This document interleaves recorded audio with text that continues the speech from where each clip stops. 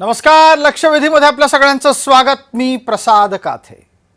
धनुष्यबाण कुणाचा आणि शिवसेना कुणाची या प्रश्नाचं उत्तर अद्यापही मिळालेलं नाही, कारण याची सुनावणी अद्यापही संपलेली नाही. ती पुढील आठवड्यापर्यंत गेलेली आहे. थोडक्यात निकाल लागायला आणखी काही दिवसांचा किमान धीर धरावा अशी अपेक्षा आहे. आजच्या दिवशीच्या सुनावणीमध्ये महत्त्वाचा मुद्दा होता तो राहुल नार्वेकर आणि निवडणूक आयोग यांच्या भूमिका.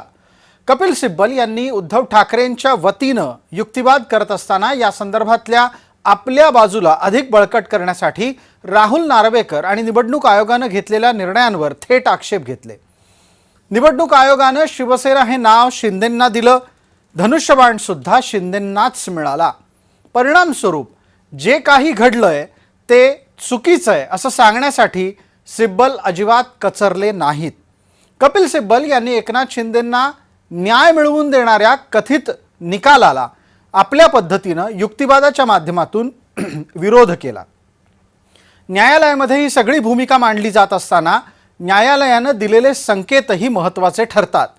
न्यायालयानं या आत्तापर्यंतच्या प्रकरणामध्ये शिंदे योग्य की ठाकरे योग्य यावर कुठलंही वक्तव्य केलेलं नाही, पण देशातला पक्षांतर कायदा हा आत्ताच्या घडीला अत्यंत ठिसूळ आहे किंवा त्यात पळवाटा आहेत असं सुद्धा सांकेतिक स्वरूपात मांडलंय. न्यायालयानं आपल्या वक्तव्यामध्ये पक्षांतर विरोधी कायद्याला बळकटीची गरज अधोरेखित केली आहे. आपण एकदा पटकन पाहूयात आजच्या चर्चेतल्या मुद्द्यांपूर्वी सुनावणीतले महत्त्वाचे मुद्दे कुठले आहेत ते आता आपल्या समोर येत आहेत. शिंदेंचं सरकारच बेकायदेशीर होतं असा मुद्दा ठळकपणे कपिल सिब्बल यांनी मांडला. युक्तिवाद करत असताना सिब्बल असंही म्हणाले की निवडणूक आयोगानं संख्याबळ पाहून शिंदेंना संधी दिली. निवडणूक आयोगानं घेतलेल्या निकालावर निर्णय द्यावा अशी मागणी सिब्बल यांनी केली. अपात्रतेवरचा निकाल नंतर देता येईल असंही सिब्बल म्हणाले. न्यायालयानं या संदर्भातल्या भूमिका ऐकून घेत असताना आमदार अपात्र न ठरल्यानं शिंदेंची ताकद वाढल्याचा दावा सिब्बल यांनी केला. तेव्हा अपात्रतेवर आपल्याला निर्णय द्यायचा आहे असं सर्वोच्च न्यायालय म्हणाले. आपण जो निकाल देऊ तो भविष्यकालीन असेल असं सुद्धा सर्वोच्च न्यायालयानं सूचित केलेलं आहे. या निमित्तानं आपल्यासोबत चर्चेत जोडलेल्या मान्यवरांचा आता आपल्याला पटकन परिचय करून देतोय. आपल्यासोबत या भूमिकेच्या निमित्तानं असलेले दोन्ही राजकीय पक्षांचे प्रतिनिधी आहेत. अंकुश कदम प्रवक्ता शिवसेना या नात्यानं आहेत. सुनील कदम आपल्यासोबत आहेत, प्रवक्ता उद्धव ठाकरेंच्या गटाचे. आपल्यासोबत ॲडव्होकेट अनंत कळसे आहेत. अनंत कळसे हे महाराष्ट्र विधिमंडळाचे माजी प्रधान सचिव आहेत. ज्येष्ठ कायदेतज्ञ या नात्यानं ते आपल्याला परिचित आहेत. आपल्यासोबत कायदेतज्ञ या नात्यानं ॲडव्होकेट गिरीश राव सुद्धा जोडले गेले आहेत. सर्व मान्यवरांचं या चर्चेमध्ये स्वागत. मान्यवरांना विनंती आहे की त्यांनी पूर्ण वेळ टीव्ही स्क्रीनकडे पाहणं गरजेचं आहे, कारण आपण पूर्ण वेळ ऑन एअर असणार आहात. माझा पहिला प्रश्न पटकन आत्ता कळसे सरांना. कळसे सर, ज्या वेळेला निवडणूक आयोगाच्या आणि त्याचबरोबर विधानसभा अध्यक्षांच्या वर्तनावर आक्षेप घेतले जातात त्यावेळेला आता घड्याळाचे काटे उलटे फिरू शकतात का? नार्वेकरांनी घेतलेला निर्णय फिरवला जाऊ शकतो का? नाही, यामध्ये संपूर्ण प्रकरण जे आहे, मुळात मला असं सर्वोच्च न्यायालयाबद्दल संपूर्ण आदर राखून असं म्हणायचंय, हा निकाल लगेच यायला हवा होता. आता या निकालाचा रेलेव्हन्स म्हणजे एक अकॅडमिक एक चर्चा म्हणा किंवा अकॅडमिक त्याच्यामध्ये सुधारणा आणि पक्षांतर विरोधी कायद्याचं इंटरप्रिटेशन वगैरे एवढ्या पुरताच आहे. आता ती विधानसभा संपलेली आहे आणि राहुल नार्वेकर माननीय अध्यक्ष विधानसभा किंवा निवडणूक आयोगाने जे निकाल दिलेले आहेत त्यावर निश्चितच सर्वोच्च न्यायालय निकाल देऊन पुढील भविष्यासाठी हे सगळे निकाल उपयोगात पडेल. आणि त्यांनी कितपत योग्य निकाल दिले, कायद्याला धरून निकाल दिले, याची सुद्धा संपूर्ण छाननी या अनुषंगाने सर्वोच्च न्यायालय करेल असं मला वाटतं. आणि ह्या निकालाची चिरफाड करून हे घटनात्मक दृष्ट्या किंवा 10व्या अनुसूचीप्रमाणे कितपत योग्य होते याचा निकाल न्यायालय या प्रकरणात देईल असं मला एकंदर दिसतं. आता मूळ पक्ष कुठला, त्याच्यात पार्लमेंटरी पक्ष, संसदीय पक्ष कुठला, मूळ पक्षाला किती अधिकार आहे आणि मूळ पक्षापासूनच संसदीय पक्षाचा उगम होतो हे सुद्धा सर्वोच्च न्यायालय अधोरेखित करेल. त्याचप्रमाणे 2018ची घटना का गृहीत धरली गेली नाही आणि 1999च्या घटनेपर्यंत ज्याला इलेक्शन कमिशनला का यावं लागलं, हे सगळे कॉन्स्टिट्युशनल लिगल मुद्दे आहेत. या संपूर्ण मुद्द्याचा उहापोह या निमित्ताने सर्वोच्च न्यायालय करेल जी. असं मला निश्चितपणे वाटतं. अगदी अगदी आपण कदाचित प्रवासात आहात. एक छोटीशी विनंती आहे, आपल्या चेहऱ्यावर एका बाजूला पूर्ण अंधार आहे, थोड्या वेळासाठी गाडी थांबवून चेहरा प्रकाशात आणलात तर खूप बरं होईल. चर्चेच्या निमित्तानं पुढच्या टप्प्यामध्ये ॲडव्होकेट गिरीश राव यांच्यापर्यंत पोहोचायचं आहे. गिरीशरावजी, आता आपणही सांगणं गरजेचं आहे की जसं विधानसभा अध्यक्षांनी दिलेल्या निर्णयाचे काटे उलटे आता फिरू शकणार नाहीत, हे कळसे सरांनी स्पष्ट केलं. रावसाहेब, आपण सांगा, निवडणूक आयोगानं दिलेला निकाल तरी उलटा फिरेल का? याच्यामध्ये काय माहितीये, आता कळसे सरांनी सांगितल्यासारखा हा मुद्दा अकॅडमिक आहे. जे स्पीकरने जो नार्वेकरांनी जो दिलेला त्या डिस्क्वालिफिकेशन वरती, पण त्या मुद्द्यावरती बेसिसवरती जर तो मुद्दा ह्यांच्या विरुद्ध गेला, शिंदे ग्रुपच्या विरुद्ध गेला, तर कदाचित, कारण का इलेक्शन कमिशनने जो निर्णय दिलाय ते MLA धरून हे दिलाय निर्णय, आणि त्यांच्याबरोबर एवढी लोक त्याच्यामुळे होती, त्याच्यामुळे ते मेजॉरिटी झाले आणि त्याच्यामुळे तो सिम्बॉल त्यांचा आहे. त्याच्यामुळे जेव्हा जर हा डिस्क्वालिफिकेशन त्यांच्या विरुद्ध जर गेला शिंदे ग्रुपचा, तर माझ्या मते मग तो ऑटोमॅटिकली इलेक्शन कमिशनचा जो ऑर्डर आहे तो पण त्यांच्या विरुद्ध जाणार. त्याच्यामुळे दोघांना भले ह्यांचा तो अकॅडमिक राहिलाय, कारण तो जो टर्म होते ते सगळं संपलंय, तरी पण त्याच्यावरती हा मुद्दा पण त्याच्यावरती राहणार, इलेक्शन कमिशनचा मुद्दा पण. बिलकुल. चर्चेसाठी आता राजकीय मंडळींकडे वळूयात. आपल्याला या चर्चेला वेळेची मर्यादा आहे याची एक छोटीशी आठवण देतो. आपण राजकीय मंडळींनी आपली भूमिका अत्यंत वेळेत मोजक्या शब्दात मांडावी अशी विनंती आहे. अंकुश कदम, परिस्थिती आपल्या लक्षात येते असं मला वाटतंय. जर समजा निकाल विरोधात गेला तर जे आहे ते सगळं हातातून जाईल असं नाही, पण जे थोडंसं धरून ठेवायचा प्रयत्न करताय तेही हातातून जाऊ शकतं. अंकुशजी,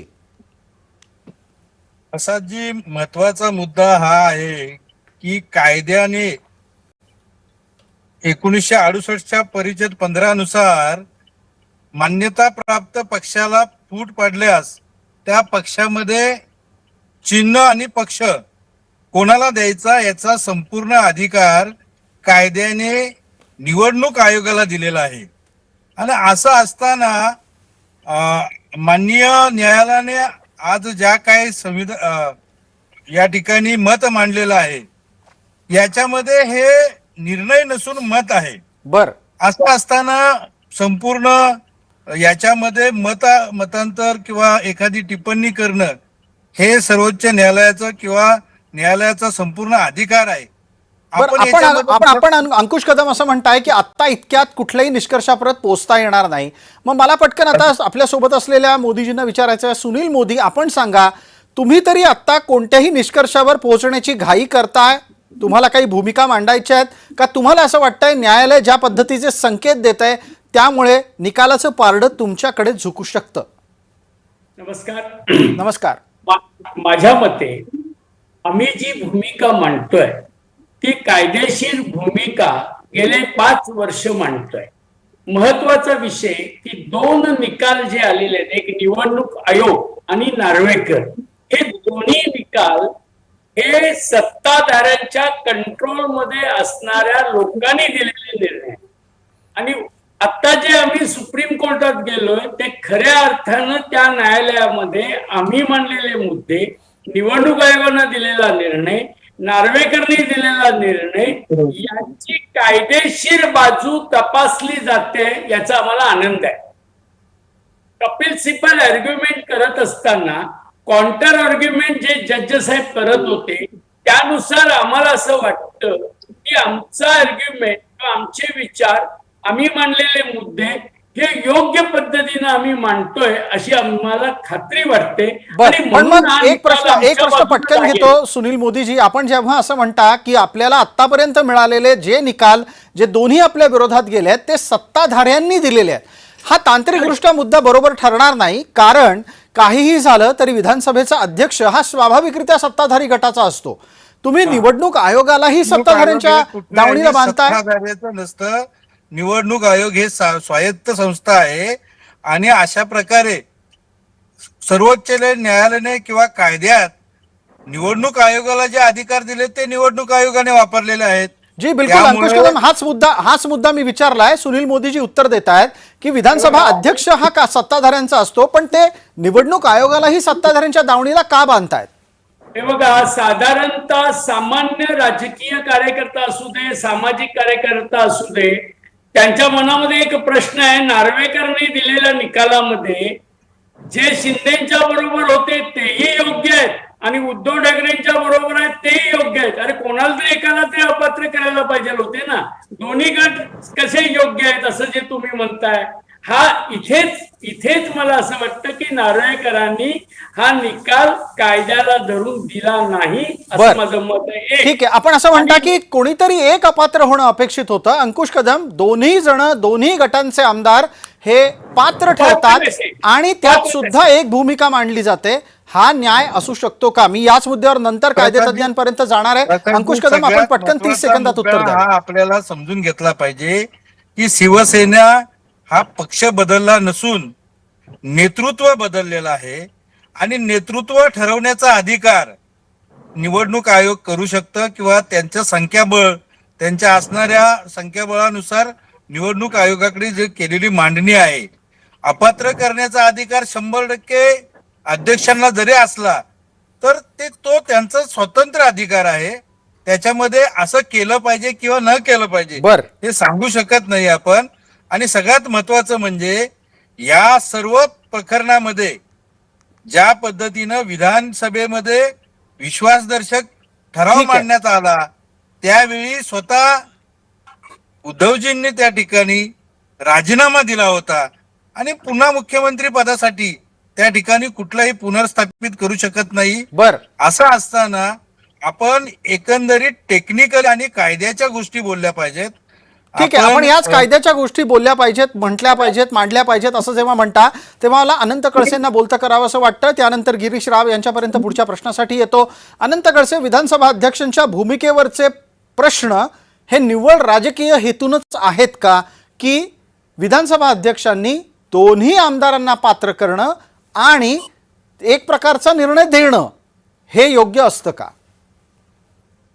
नाही, नार्वेकर साहेबांचा निकाल मी स्वतः वाचलाय आणि त्यांनी निकालामध्ये बरेचसे कायदेशीर मुद्दे सुद्धा उपस्थित केलेत आणि या कायद्याच्या मुद्द्याच्या आधारे त्यांनी दोन्ही सदस्यांना, गटाच्या सदस्यांना अपात्र कोणालाच ठरवलेलं नाहीये. हा निकाल जर बारकाईने वाचला तर निश्चितच तो कायद्याच्या कसोटीवर दिलेला त्यांनी निकाल, अफकोर्स त्या निकालाला सर्वोच्च न्यायालयामध्ये चॅलेंज केलेलं आहे. त्यामध्ये सगळ्या निकालाचा कस लागेल आणि त्या निकालाची तपासणी होईल असं दिसतंय मला. पण मग खडसे साहेब, कोणीच अपात्र का नाही? दोघही म्हणजे दोन्ही गटाचे आमदार पात्र कसे आणि मग पक्ष म्हणून एकालाच मान्यता कशी? हा एक थोडासा एक डिबेटेबल मुद्दा होता, त्यावेळेस होता.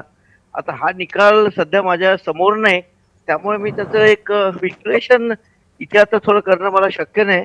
पण त्याच्यात त्यांनी निकाल जो दिलाय, जर आपण बारकाईने जर वाचला त्यावेळेस विश्लेषण करताना, आता मला ते एक्झॅक्टली रिकलेक्ट होत नाही, पण तो निकाल योग्य असंच वाटलं मला त्यावेळेस. ठीक आहे, तर आपण ते पुढे आता बघूया, त्याच्यामध्ये परत एक डिबेट ठेवून आपल्याला करता येईल. अगदी. सुनील मोदी यावर बोलू इच्छित आहेत. सुनीलजी, 30 सेकंदात आपलं मत मांडलं तर खूप बरं होईल. गिरीश राव यांच्यासाठी एक प्रश्न तयार आहे, बोला. नार्वेकर साहेबांनी निकाल देत असताना निवडणूक आयोगानं आधी जो पक्ष यांच्या ताब्यात दिलेला त्याचा आधार घेऊन शिंदे गटांच्या लोकांना पात्र केलेलं आहे असं त्या निकालात म्हणलेलं आहे. निवडणूक आयोगानं जो निकाल आधी दिला त्याचा उपयोग त्यांनी पात्र अपात्रचा केला. मी एक वेळ त्या निवडणूक आयोगाचा कायदेशीर निर्णय हा बरोबर आहे असं पण गृहीत धरू आणि शिंदेचे लोक पात्र आहे गृहीत धरू. मग अपात्र ठाकरे गटाचे जे 16 आमदार होते त्यांना पात्र करण्याचे नियम काय पाळले याचं कुठेही कायदेशीर स्पष्टीकरण त्यांनी दिलेलं नाही. आणि या चर्चा आज माननीय सर्वोच्च न्यायालयाने हे विचारलं की असं कसं होऊ शकतं की एक पात्र आणि एक दोन्ही पात्र होऊ शकतात, हे विचारलं. त्यामुळे हा लीगल पॉइंट आहे. ठीक आहे, अगदी हा कायदेशीर मुद्दा आहे आणि हा कायदेशीर मुद्दा तपासला जाणं गरजेचं आहे. ऍडव्होकेट गिरीश राव यांच्यापर्यंत जाऊयात. मला वाटतं गिरीशरावजी, माझा आवाज अतिशय नीट येत असेल. निवडणूक आयोगाच्या निकालाच्या अनुषंगानं आपल्याकडे राहुल नार्वेकर यांनी भूमिका मांडली आहे असं आता या चर्चेमध्ये उबाठाच्या कडून अधोरेखित करण्यात आलं। याच अनुषंगानं मी प्रश्न असा विचारू इच्छितो की जर समजा प्राप्त स्थितीमध्ये निवडणूक आयोगाचा निकाल फिरला तर मग पुन्हा एकदा सगळे पहिले पाढे 55 होतील, ही आशा बाळगावी का ही भाबडी आशा मानावी? नाही, जेव्हा जर निर्णय यांचा त्यांना दोन्ही निर्णय एकाच वेळी घ्यायला लागेल सुप्रीम कोर्टाने, आणि मला वाटतं त्यांनी ते इंडिकेट पण केले की आम्ही या दोन्ही निर्णय एकाच वेळी घेणार आहोत, त्याच्यामुळे एक निर्णय दुसरा असा होऊ शकणार नाही। त्यांना एकाच वेळी तिकडे आय होप की कॉन्ट्राडिक्टरी निर्णय नाही घेणार तिकडे सुप्रीम कोर्टामुळे। त्याच्यामुळे जर सुप्रीम कोर्टाने इलेक्शन कमिशनचा निर्णय विरुद्ध म्हणजे तो सेटासाइड केला तर ऑटोमॅटिकली इव्हन जर ह्यांचे ते डिस्क्वालिफाय आता ते मग अकॅडमिक राहणार ते डिस्क्वालिफाय ऑटोमॅटिकली होऊन जातील, मग त्याच्यात त्यांना डिस्क्वालिफाय होतील। पण मला वाटतं हा मुद्दा पहिला डिसाईड करायला लागेल की नंतर डिस्क्वालिफिकेशन नार्वेकरांनी जी ऑर्डर पास केलेली ते बरोबर आहे का नाहीये। आय थिंक तो मुद्दा माझ्या मते इलेक्शन कमिशनने पण सुप्रीम कोर्टाने पण ते इंडिकेट केलंय की तो त्याच्यावरती आम्हाला पहिले निर्णय कदाचित घ्यायला लागेल। मला या निमित्तानं मग एक एस.आर. बोम्मई केसची आठवण इथे करून द्यायची आहे। एस.आर. बोम्मई केसनी सुद्धा याच पद्धतीनं वेळ निघून गेल्यावर निकाल आणलेला होता। गिरीशरावजी, आपल्याला असं वाटतं का की बोम्मई केसचा संदर्भ आत्ता देणं योग्य आहे किंवा तशाच प्रकारचा निकाल येऊ शकतो? कदाचित, माहिती नाही, असं वाटतंय का मी आता काय मला सांगता येत नाही, पण कदाचित होऊ शकतो। कारण जर तुम्ही इव्हन 11 मेचा पण जर बघितला आता माझ्यामध्ये एका दृष्टीने जर बघितला तर तो शिंदे घोटाळ्यांच्या विरुद्ध होता, म्हणजे एका पद्धतीने जर मी तो वाचला तर। कारण पॉलिटिकल पार्टी आणि लेजिस्लेटिव्ह पार्टी त्याने की त्याच्यामध्ये हे मुद्दा मांडला, सुप्रीम कोर्टाने स्पष्ट केलं की लेजिस्लेटिव्ह पॉलिटिकल पार्टी बोलेल ते लेजिस्लेटिव्ह पार्टीला मान्य करावं लागेल, त्याप्रमाणे त्यांनी ऍक्ट करायला लागेल। त्याच्यामुळे कदाचित जेव्हा सुप्रीम कोर्ट आता ह्या गोष्टीवरती जास्त विचार करेल। आणि दुसरी गोष्ट मला एक ह्याच्याबद्दल म्हणायची इच्छा होतो की अनडेमोक्रेटिक कॉन्स्टिट्यूशन शिवसेनेचे आहे असं वारंवार बोललं इलेक्शन कमिशनने, पण कॉन्स्टिट्यूशन कुठल्या पक्षाचं कसा असावं त्याच्यावरती काही गाईडलाईन्स नाहीये। जसे आपल्या सोसायटी असतात कॉपरेटिव्ह मध्ये त्यांना गाईडलाईन असतं की कसा पाहिला असायचा, पण दुर्दैवाने जेव्हा आपण डेमोक्रेटिक पण गिरीजी आपण जो मुद्दा मांडताय त्यातला तांत्रिक मुद्दा हा सुद्धा आहे की पक्षांतर्गत लोकशाही संपवणारं घटनेचं स्वरूप असू नये, हा मुद्दा त्यावेळेला मांडला गेला होता। मला थोडासा वेळ द्या, राजकीय मंडळींपर्यंत जायचं आहे। अंकुश कदम यांना अंकुश कदम यांना बोलतं करूयात। अंकुश कदम, मला वाटतं आवाज माझा नीट येतोय, तुम्ही याचा खुलासा पटकन करणं गरजेचं आहे, यावर बोलणंही गरजेचं आहे की जे संकेत मिळत आहेत ते सध्या शिंदेच्या गटाची आपल्यासारख्या मंडळींची हृदयाची धडधड वाढवणार आहे? प्रसादजी, यावरती आपण निश्चित कायद्यावर कुठल्याही प्रकारे संकेतावरती कुठल्याही मत मांडण्यावरती याच्यावरती हा निर्णय ठरू शकत नाही। सगळ्यात पहिलं महत्वाचं म्हणजे की कायद्यानेच जर का अधिकार निवडणूक आयोगाला दिलेला आहे आणि त्याच्यावरती निवडणूक आयोगाने दिलेला निर्णय आहे। सर्वात महत्वाचा मुद्दा की आपण डिस्क्वालिफाईड का केलं नाहीये, तर डिस्क्वालिफाईड करण्याचा अधिकार यांनी जर का मागणीच केली नसेल डिस्क्वालिफाईड करण्याची, तर त्याच्यामध्ये कुठेही तशा पद्धतीनं करता येत नाहीये। राहिला प्रश्न असा सगळ्यात महत्वाचा की कायद्यानुसार हे राज्य चालतं, भावनेवरती राज्य चालत नाहीये। मला काय वाटतं किंवा जनसामान्यातल्या लोकांना काय वाटतं याच्यापेक्षाही कायदा सगळ्यात महत्वाचा आहे। बरं, मोदीजींपर्यंत जाऊया। सुनील मोदी आपल्या सोबत आहेत। सुनील मोदी, तुम्हाला आता विधानसभा संपल्यानंतर आलेली बरखास्ती की चालणार आहे, परवडणार आहे, काही त्यातून साध्य होणार आहे? मी आपल्याला डिस्क्वालिफिकेशनचा एक ऍक्ट आहे तो फक्त इथं अधोरेखित करू इच्छितो। तर आज रोजी डिस्क्वालिफाईड जर ठरवलं तर ज्या तारखेपासून डिस्क्वालिफाईड आहे ते 6 वर्ष त्याला कुठलीही निवडणूक लढता येत नाही। मग आता जे काही लोक निवडून आलेले आहेत त्यांचा कार्यकाल हा 3 वर्ष, म्हणजे पुढचे 3 वर्ष ते डिस्क्वालिफाईड होणार आहेत। हा मुद्दा आपण लक्षात घ्या। बोम्मईच्या वेळी हा नियम नव्हता, म्हणून बोम्मईच्या वेळेचे जे लोक डिस्क्वालिफाईड झाले ते लगेच इलेक्शनला पात्र झाले। पण आता डिस्क्वालिफिकेशनचा ऍक्ट आहे, त्या ऍक्ट मध्ये जर एखादी व्यक्ती कुठल्याही कारणाने डिस्क्वालिफाईड जर एखाद्या संस्थेनं ठरवली तर त्याचं 6 वर्ष निलंबन, कुठलीही निवडणूक त्याला लढता येत नाही, हा ऍक्ट आहे. बर, त्यामुळे म्हणजे मला असं वाटतं- सोप्या शब्दात मी जरा लोकांना कळेल असं सांगतो, आणि मी जर चुकत असेल तर त्यावर आपण चर्चा पण करू. जे आता सुनील मोदींनी सांगितलं ते अत्यंत महत्वाचं आहे, कायदेशीर बाब म्हणून त्यावर अनंत कळसे सर बोलतील. जर समजा एखादा माणूस 2026 मध्ये 2022च्या एखाद्या खटल्याच्या अनुषंगानं अपात्र ठरला, तर 2022च्या कार्यकाळातल्या विधानसभेचा उरलेला कालावधी आणि आताच्या विधानसभेतला आतापासूनचा उरलेला कालावधी तो अपात्र मानला जाईल. परिणाम स्वरूप त्यावेळच्या 3 वर्षांना आणि आजपासून उरलेल्या 3 वर्षांना तो अपात्र असेल. पण मग मोदी साहेब, मला एक गोष्ट सांगा, 2026 ही आत्ता चालू आहे, 27, 28, 29 म्हणजे 29च्या अगदी डोक्यावरून पाणी आपण धरून चालू, ही मंडळी सगळी सप्टेंबर पर्यंत अपात्र राहिली. निवडणुका ऑक्टोबरमध्ये होणार आहेत, ती पुन्हा पात्र ठरतील की? मला यावर उत्तर अर्थात कळसे सरांचं हवं आहे. कळसे सर, बोला याच्यावर. प्रसादजी, आपण फार विषय वेगळ्या पद्धतीने चाललेला आहे.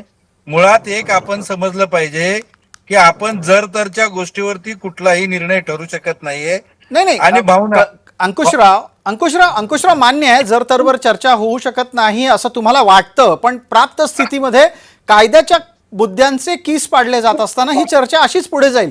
मला कळसे सरांना एक संधी द्यायची, वेळेची मर्यादा आहे. कळसे सर, पटकन बोला, अपात्रता लागू कशी होणार?